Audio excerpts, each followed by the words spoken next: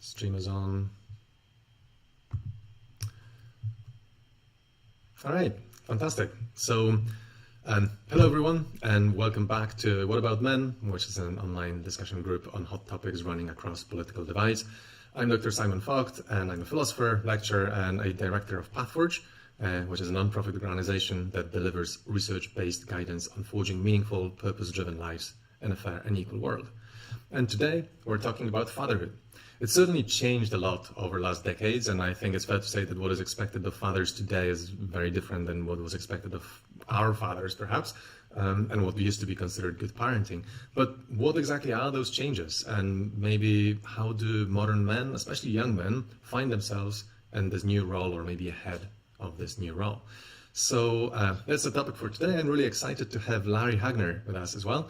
Larry hosts the Dad's Edge podcast, and he's been discussing this topic for years now. So I'm really looking forward to his input as well. Right, so before we begin, just a quick note that this session is being recorded and may be shared publicly. So by joining, you're consenting to being included in the recording. So please keep your camera on for better communication. And if you'd like to just participate by listening, then you can look up our live stream, which is live already now. So now over to you. I have this kind of quick and easy rule in this discussion group, in which we all introduce ourselves, but we don't want to take too much time on doing this. So the idea is to take one deep breath and try to introduce yourself in as much time as you have on this one breath. So I'll pass it on to you, Larry, first. If you'd like to introduce yourself, tell us a little bit about who you are, where you're coming from. Sure. My name is Larry Hagner from the United States. I've been in the dad space since 2012. I've got a podcast called The Dad Edge. It's been around this is the 11th year. We've got about 1,400 episodes. I'm married for the past 23 years. I have 4 boys, 19, 18, 12, and 9. And I started this podcast because I want to be a student of fatherhood, just want to learn. Fantastic. Thanks very much. Tamino, you're next on my screen.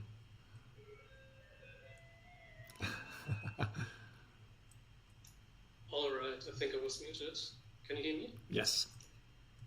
Nice. Hi. I'm Tamino. I'm just here because of just pure interest. I don't have a wife, I don't have kids, but maybe I'm going to learn something. I think that's for me. All right, thanks very much. Mustafa? Hello, my name is Mustafa.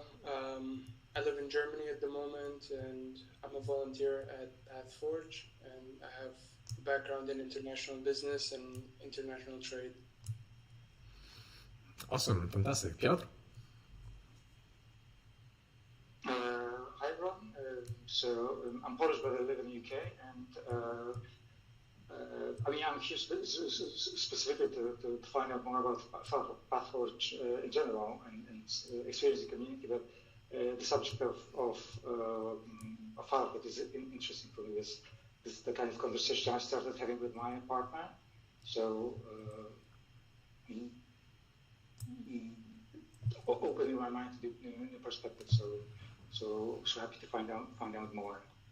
Excellent. Well, right on time for you then, sounds like. Great. Okay.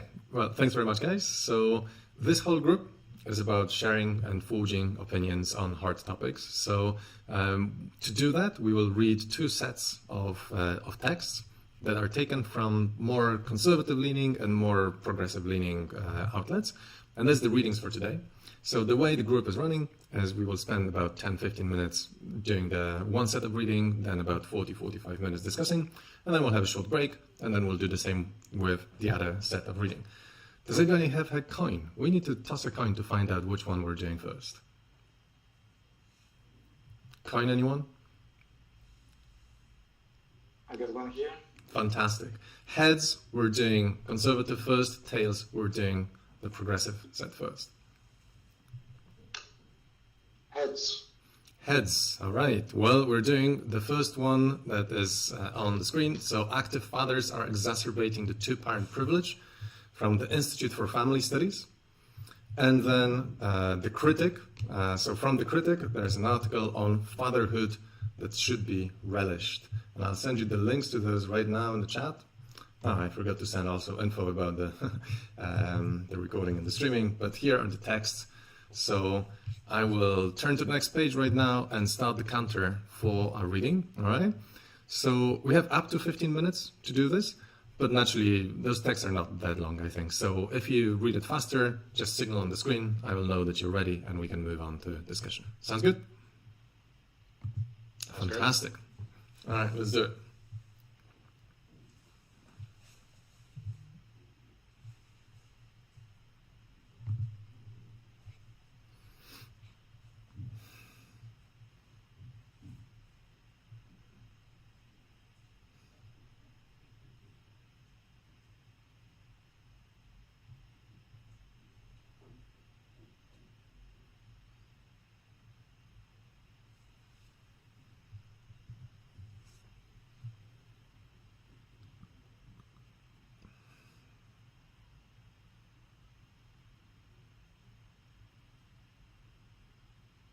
Sir, I'm lost. I'm on my phone, so how can I give those files? I sent links in the chat for this meeting, so just go to the chat and you should be able to see them there.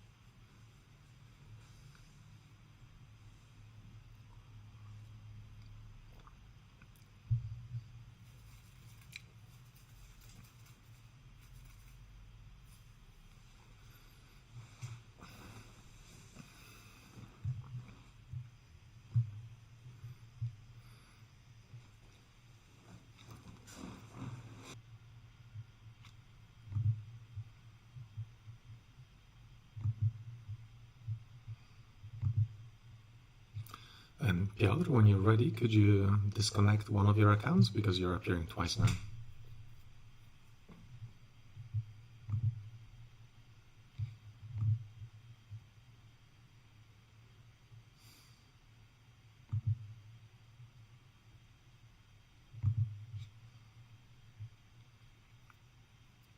Thank you.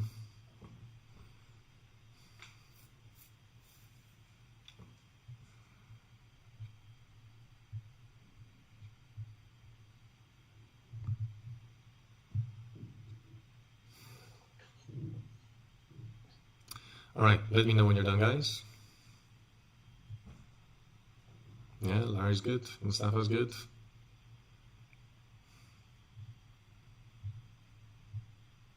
Piotr, good.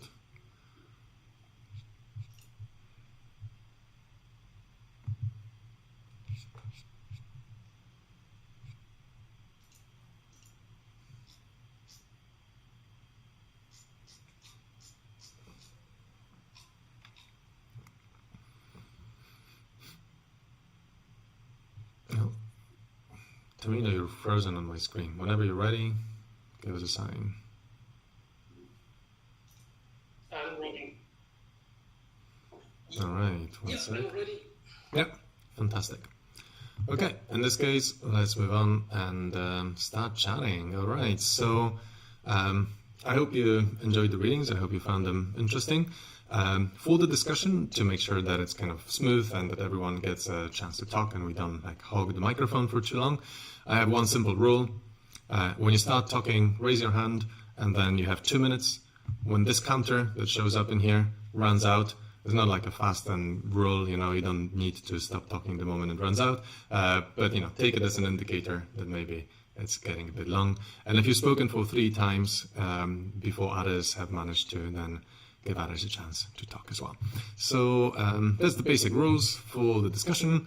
And I wanted to kick it off maybe with some kind of general question to you. So I hope that you found those readings interesting. But I'm really curious if you had an opportunity to see this whole flame war on X about this father who has this Justin Murphy guy. It was really recent. It was just a couple of days ago.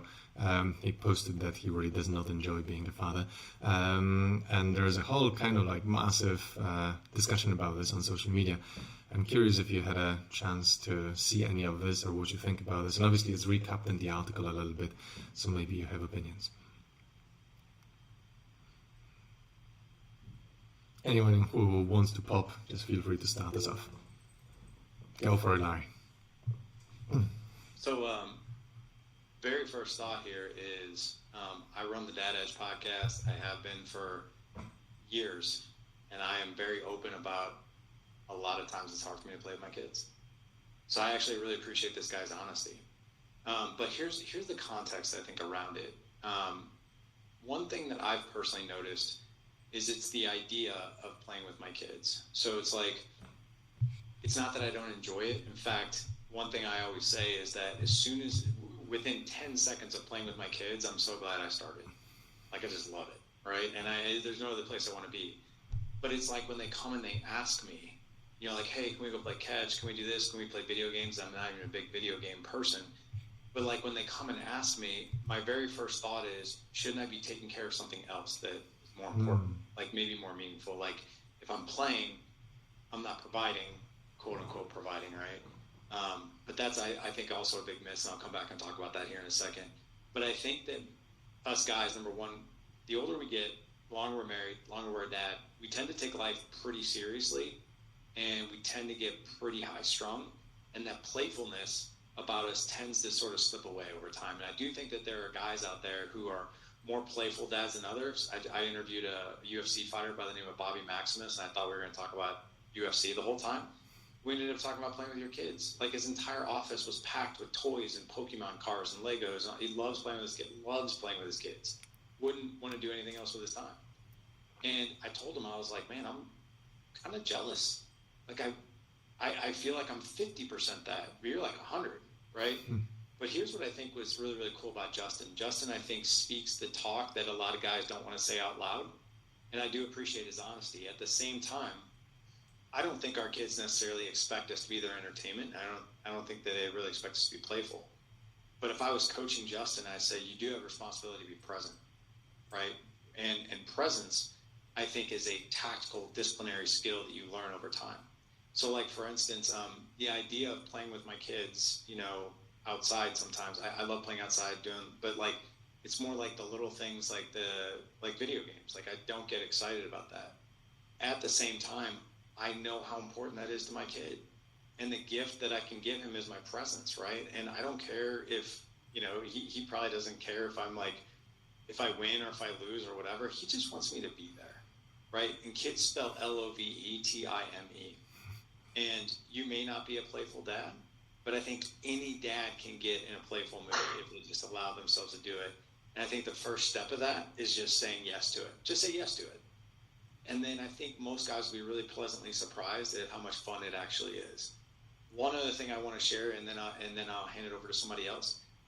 Yes isn't always the answer, right, in that moment. So when my kid comes up to me, my first default, usually in my trained brain, is to say yes, right? It used to be no, but now it's yes. So if I can't play with them in that moment, what I'll say is, hey, Dad, can we go out and play catch? Yes. But I can't right now, but I can in 2 hours. Or I can't today, but can we do tomorrow? So there's always, like, it might be a no in the immediate moment, but it's going to be a yes in the future. And I think that's another thing that guys can latch on to that we kind of get tripped up on. Is like, well, I can't right now, so it's just no, period, right? But I think if you can extend that yes into the future, it's really a great thing. Yeah, I think that's a good tip for like any communication with anyone, frankly, as well, not just with your kids. But please, Mustafa, go on. Yeah, just on that point. I'm currently 25. My dad is in his early 50s. I would say that, you know, I don't have a lot of memories of us playing together. So I can't really imagine how my life could have turned out different. I think I'm quite like a balanced person, more or less. But with my younger brother, I recently had a conversation with him. He was getting almost emotional, talking about, you know, how he would like to spend more time with Dad, how, you know, he would like to have more attention from Dad. And yeah, I guess there's this huge expectation from children nowadays, especially like my brother who, you know, sometimes goes over to his friend's house and he sees how, like, the kind of relationship that some dads have with their kids, and he feels like almost like, oh man, like why doesn't my dad do this with us? And yeah, I think it is something that's often like less spoken about, like how much it matters to have these relationships, develop a close relationship with your dad or with your child, because, you know, providing isn't just bringing things home or, you know, making things possible for your kids, even though that's very important. It's also, you know, being there for them when they need you, when they need somebody to talk to, when they have something exciting to share. Yeah, that's my experience on that.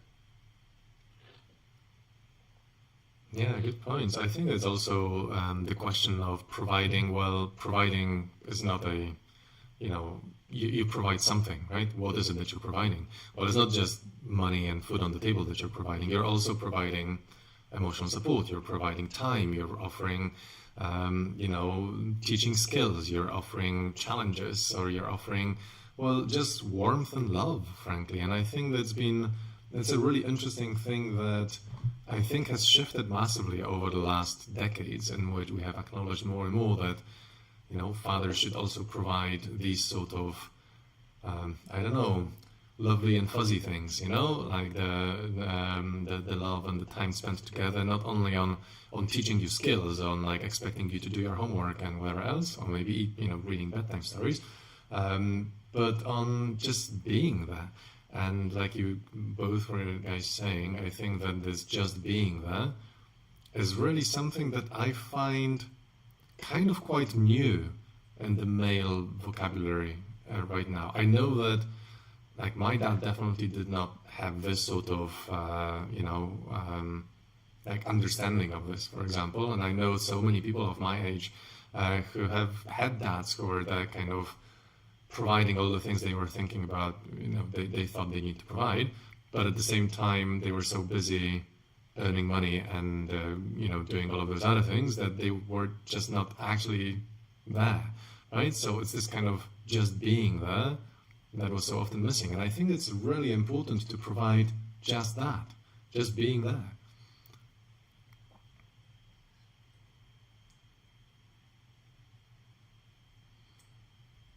Yeah, Mustafa?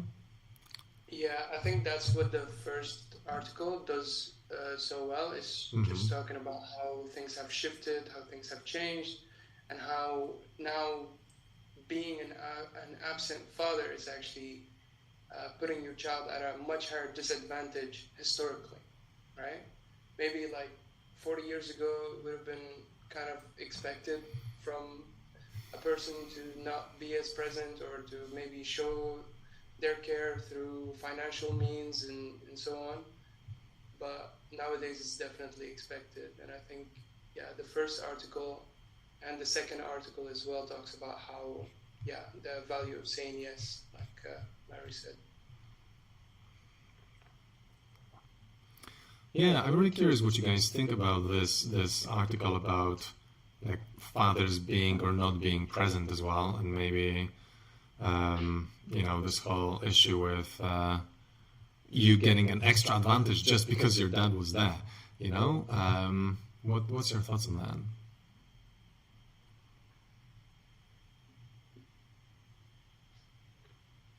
Yeah, be able to go for it.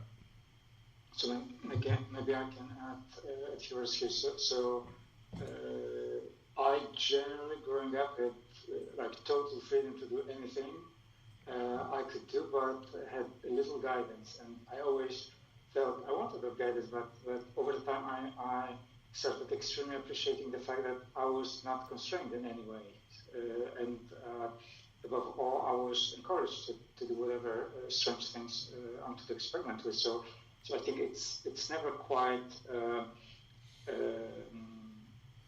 like that. It's good or wrong. It's always more important how like what you do with the kind of upbringing that you received, and if you seek agency in life and turn it into something that's enriching your life.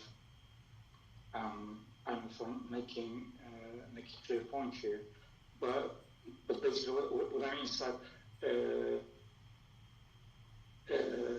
not having like input from your father that tells you that this is what you should do and you have to figure it out. It can be complicated, make your life a bit complicated, but at the same time you're developing a whole lot of skills that can be extremely valuable later in life. Basically, like being able to figure it out on your own. So I think that, like, basically the answer, like, it all depends on the situation you're finding yourself in. But I don't think that it's neither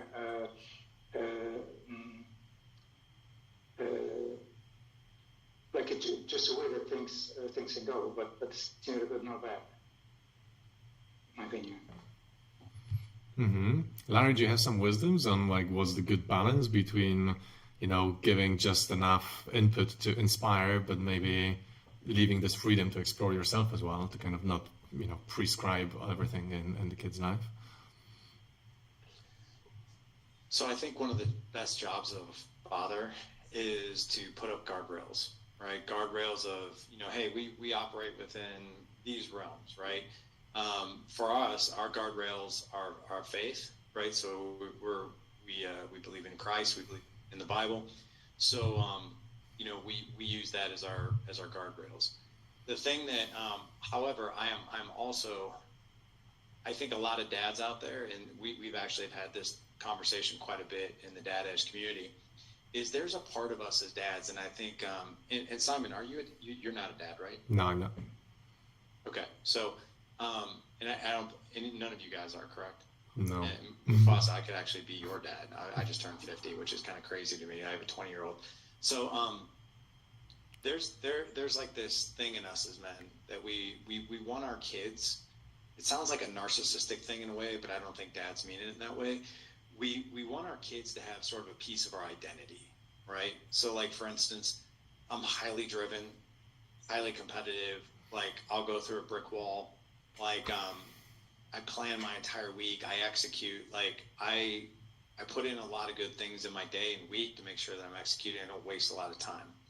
So one of the conversations I'm actually having with my oldest son right now, because he just graduated high school, he's going on to be an EMT right now. He's going to be a firefighter. Is he's in that sort of liminal space right now where he doesn't necessarily have the structure of like high school. He only goes to school 1 day a week from 9 to 5.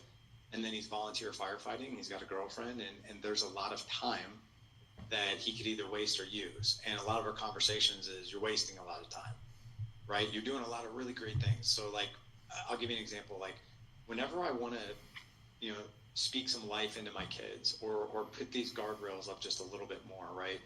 I'll always put the spotlight on the great things they're doing. I'm like, dude, great job. You graduated high school. You got great grades. You were a wrestler. You were in the band. You did really great things.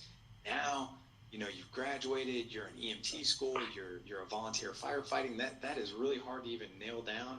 You're working out, making sure your body is ready for this profession. Like, you got a part-time job. A lot of good things are happening.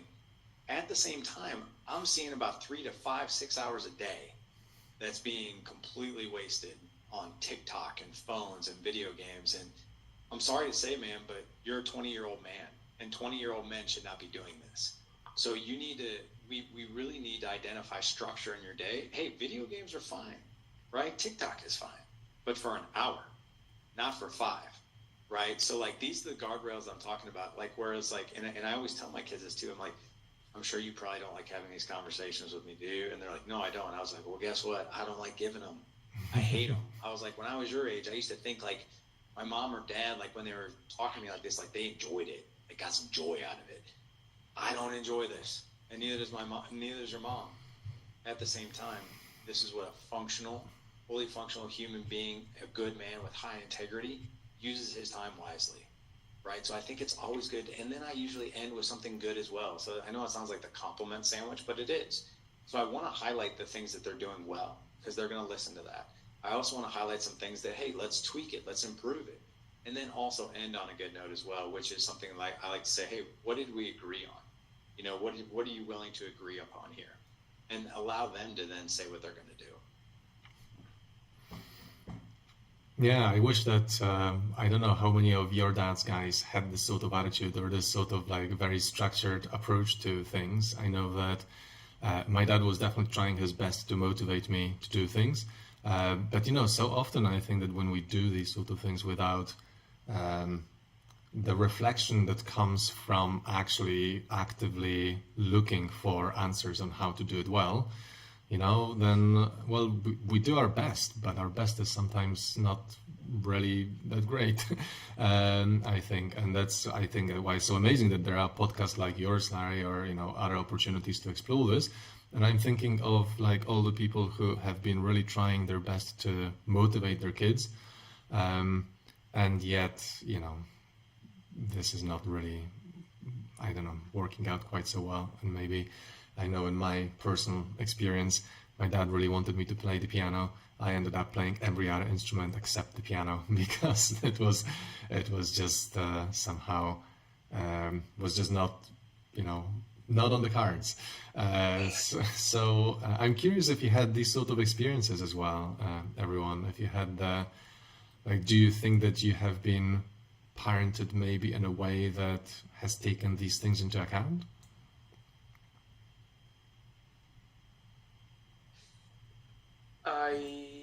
I think what Larry laid out beats the sort of compulsive approach that some people might have to parenting, where it's not very proactive. It's more just reactionary.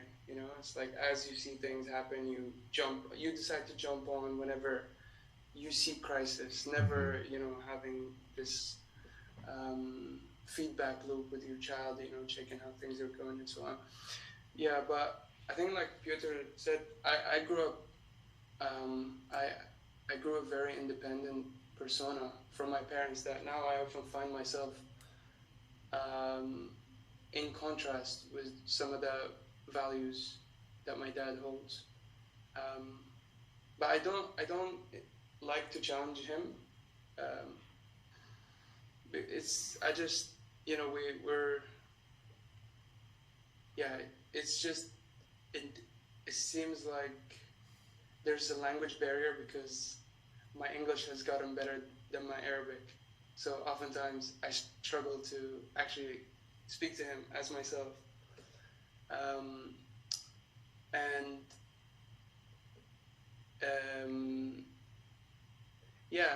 It's just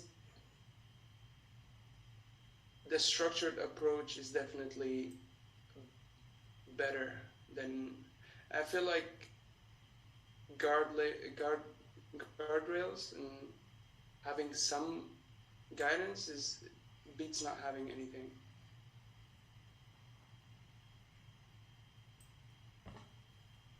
For sure. What do you guys think of this two-parent privilege, though? Because this article was really kind of like, going about how, things have changed so that kids are more likely to go to their fathers actually when they have a problem. The fathers are more present. They are the kind of people that kids feel like they can go to. But then it's a really interesting claim in there as well, which is that this kind of exacerbates the difference between the people who have had the luck to be born to a family in which, the parents are still together and the father is a present father, and the people who did not have such a luck.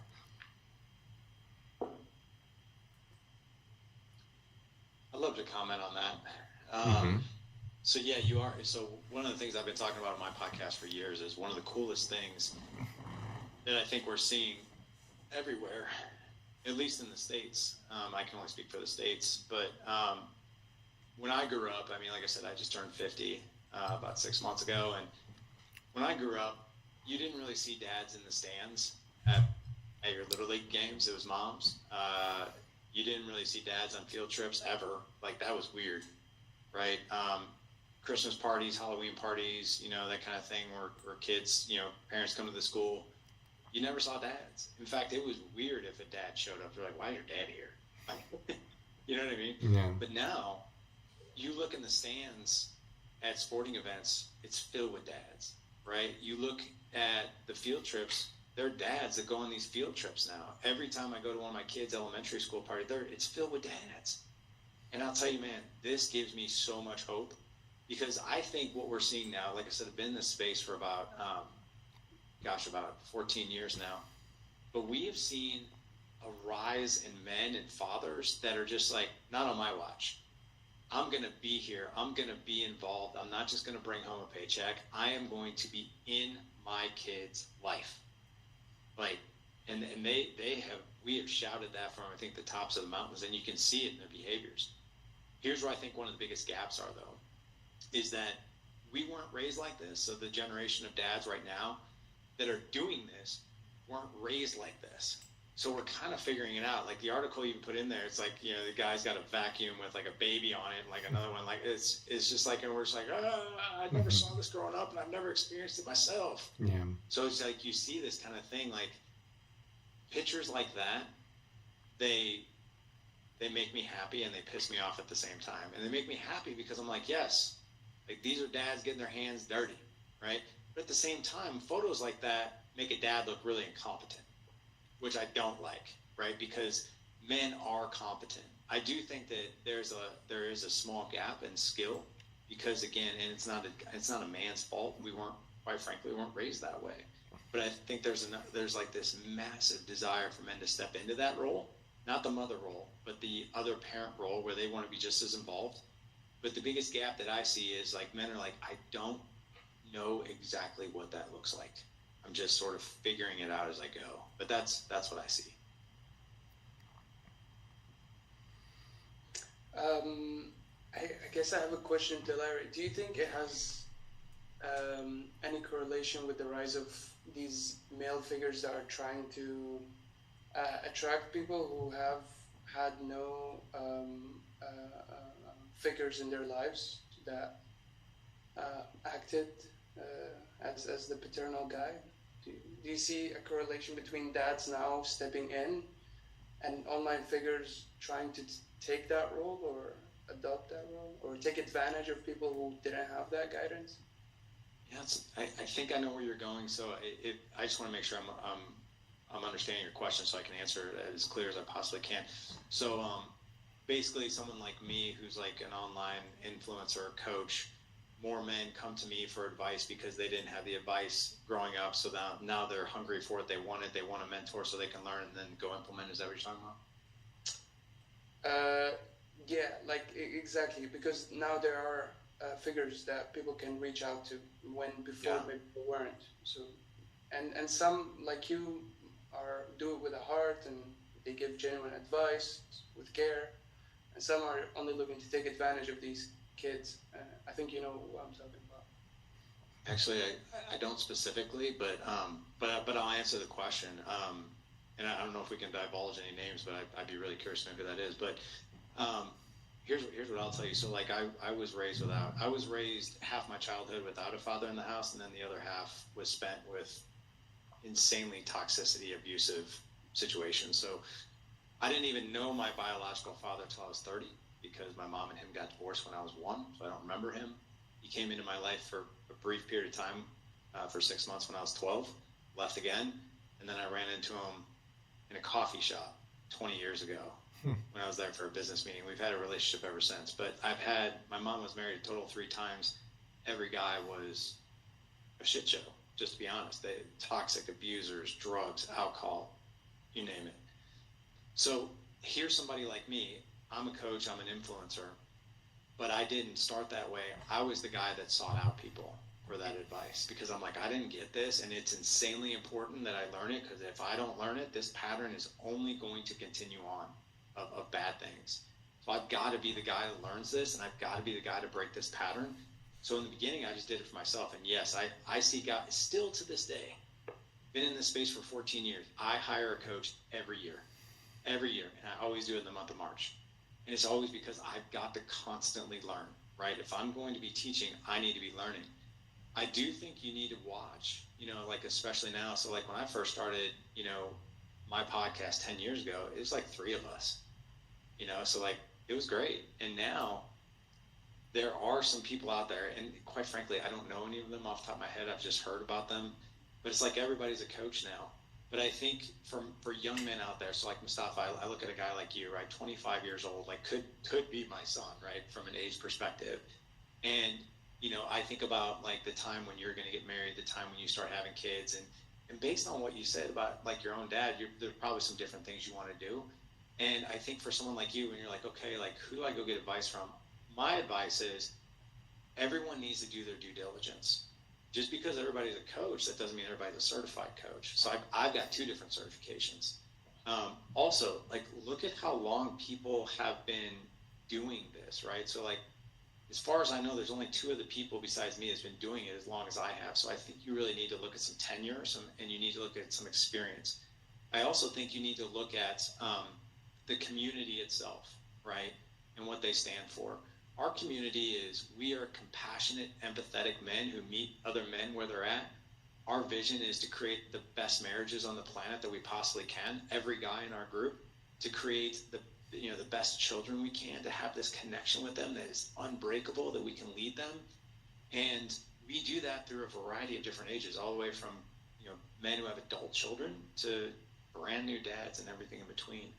And I think that when you're out looking for like who can mentor me, I think those are some of the things you really need to be looking at, is the experience. Is this coach I'm talking to, is he even certified, or is he just like an influencer? I think those things are really important. It's really great that there is so much more in terms of resources for this, because like you're both guys saying, it's just if you go through life kind of figuring it out as you go and hoping for the best, then, well, you might just never stumble upon certain tools that are there that would be quite useful. But I'm wondering from this perspective, and from what the critic article was saying as well, I'm curious about what you guys think also about the kind of systemic answers, not just the personal answers, how am I going to be a good dad, or what does a good dad mean, but like, how can we, or do we actually have societies in which being a good dad is actually like, you know, welcome or promoted or somehow made easy. And I'm really happy what you're saying, Larry, about, you know, seeing so many dads in the on the stadium or wherever else, right? But I know, for example, that in Poland, where I'm from, it is very recent that we have introduced something like parental leave for dads, right?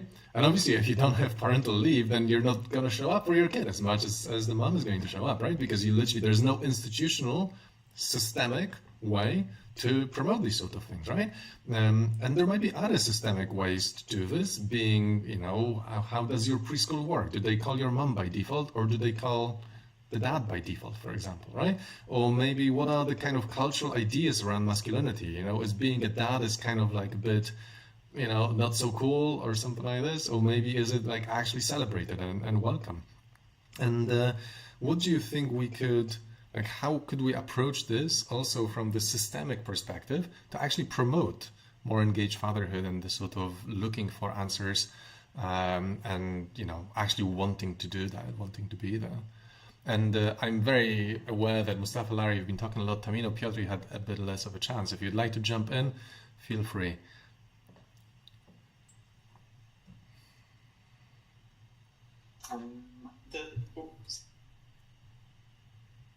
Yeah, please go. I mean, that's a really difficult question you just posed.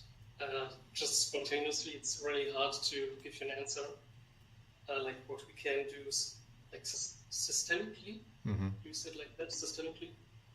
I mean, the first thing that jumps to my mind is that many men are afraid of marriage because they are afraid of when the divorce is happening that they're not going to see their child anymore.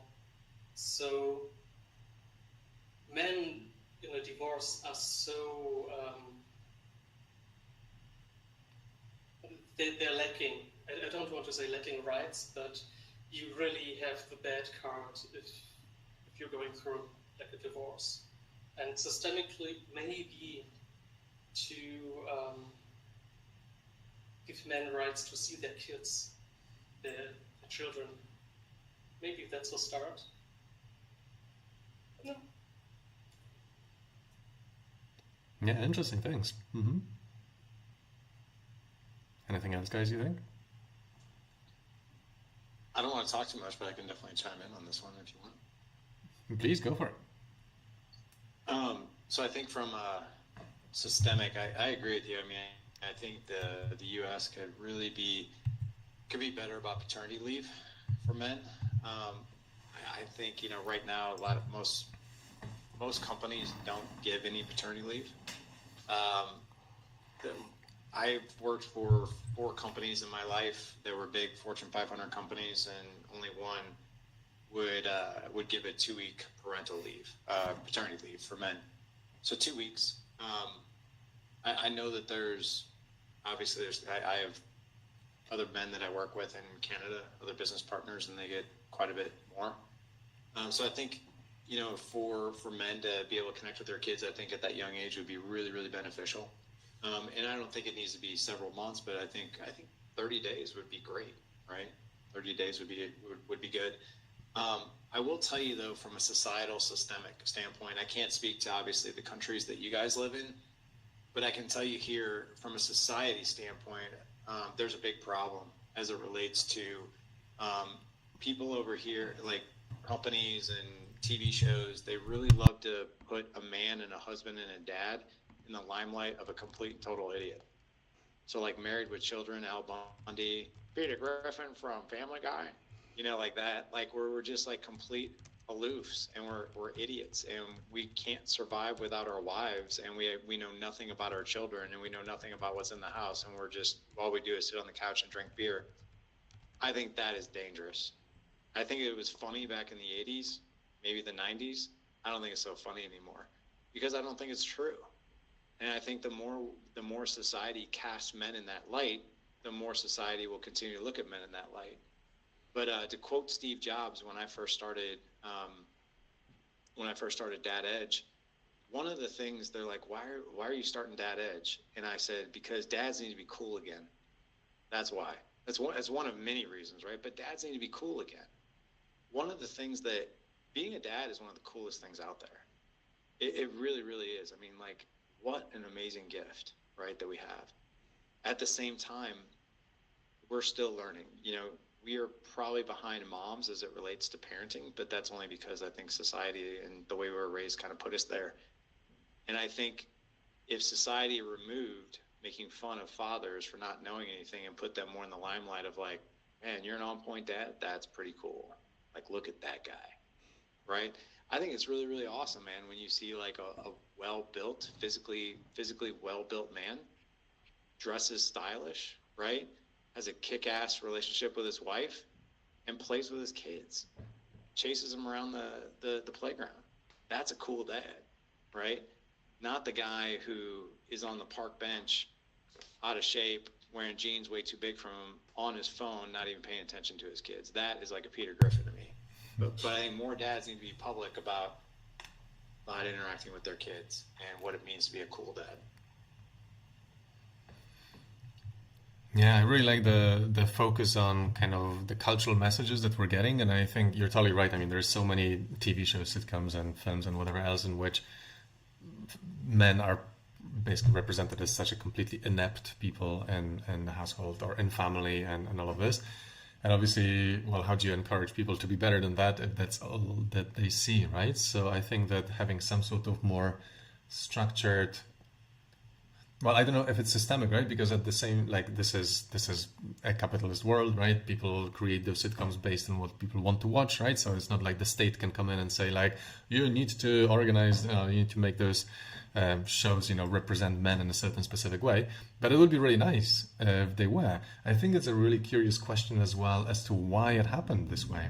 As in, for what reason, did they start representing men in this way? I mean, it must have been selling, right? But why would it sell? Why is it that this actually was selling? I'm really curious. And I wonder what are the kind of societal changes that we could do to potentially make this different. Now, before I hand over to you, Mustafa, I just checked it very quickly. And Larry, you were saying about 2 weeks of father's leave in the States. In Sweden, where Mustafa's raised, it's 90 days. Reserved specifically for the father, and an extra 300 days that can be split however the parents choose, right? In Germany, it's at least 2 months, but you can take much more if your pay just is reduced to 67% of your prior net income rather than your full net income. And in the UK, actually, is the least.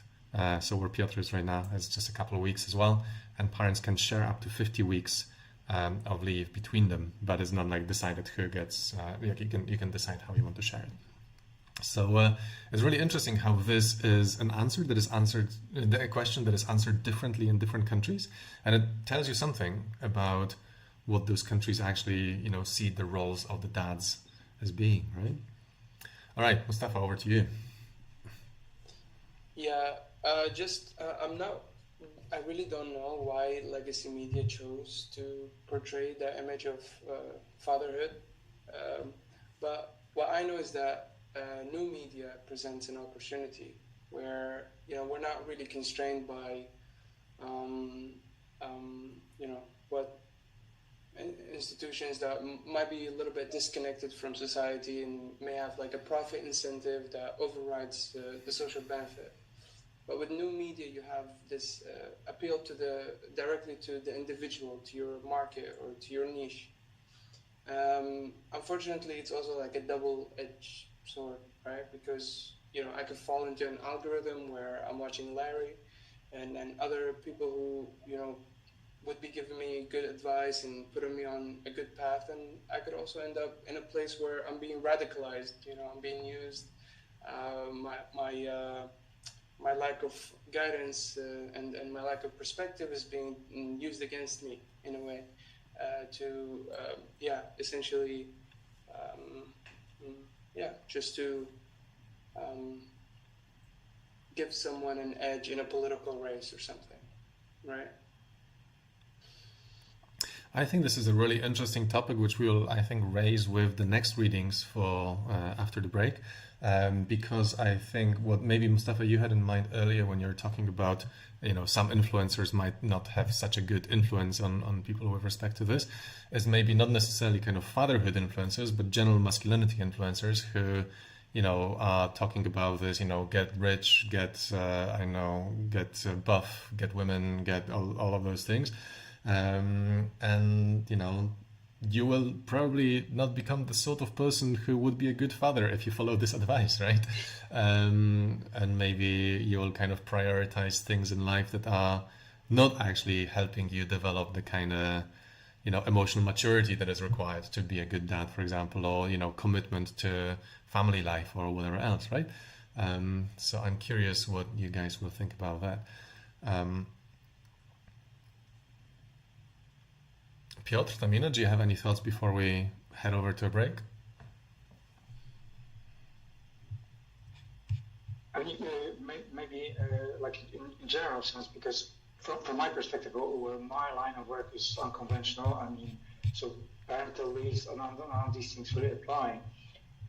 So like that information is not so much important for me, but seeing that parenting is an agreement between me and my partner, and that more focusing on that dynamic, right, and sharing the responsibilities and projecting in the future right now. So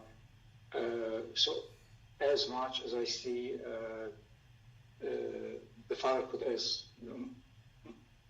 one day in the future, my personal experience, it's obviously a shared responsibility. So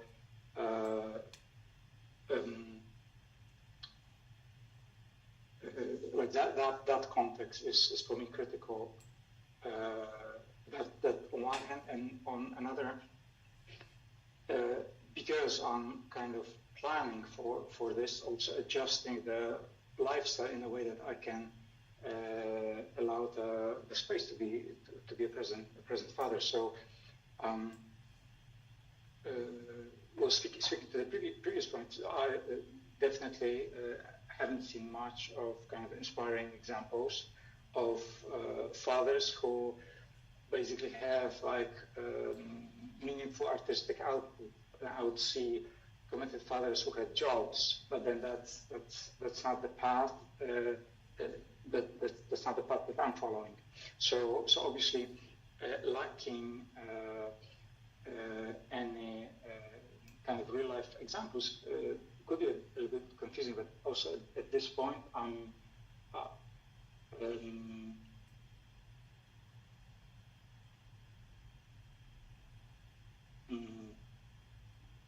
I don't expect that necessarily. There is like a playbook for it in my case.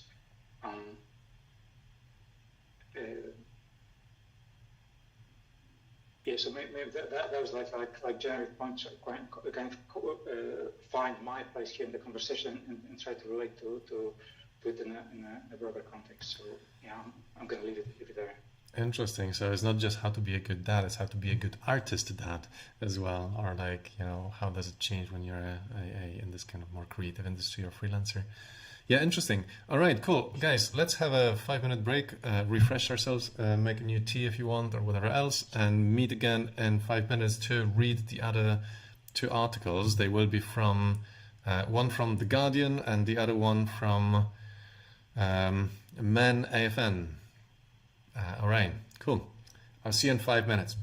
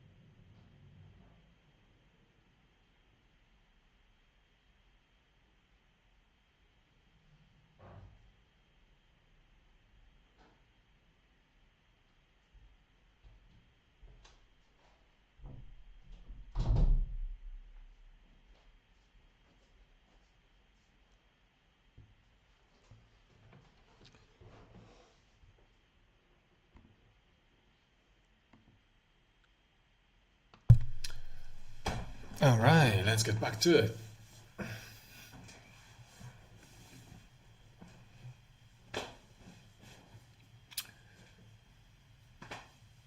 All right, guys, the next set of readings is in your in the chat already.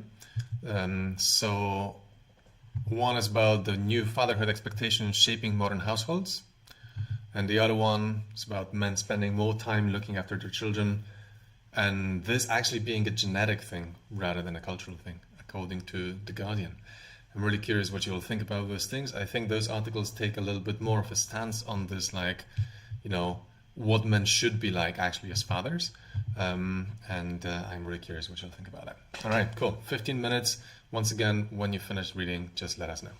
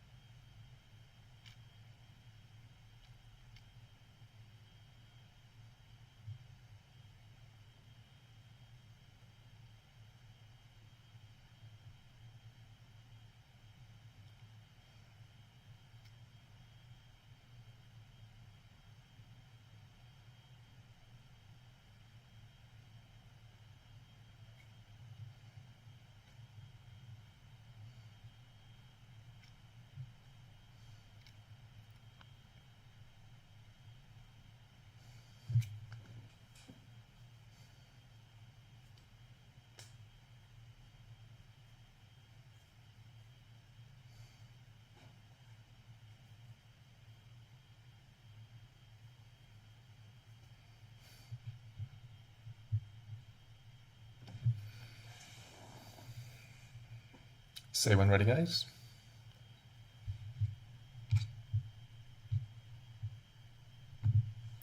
Say if you're ready, guys.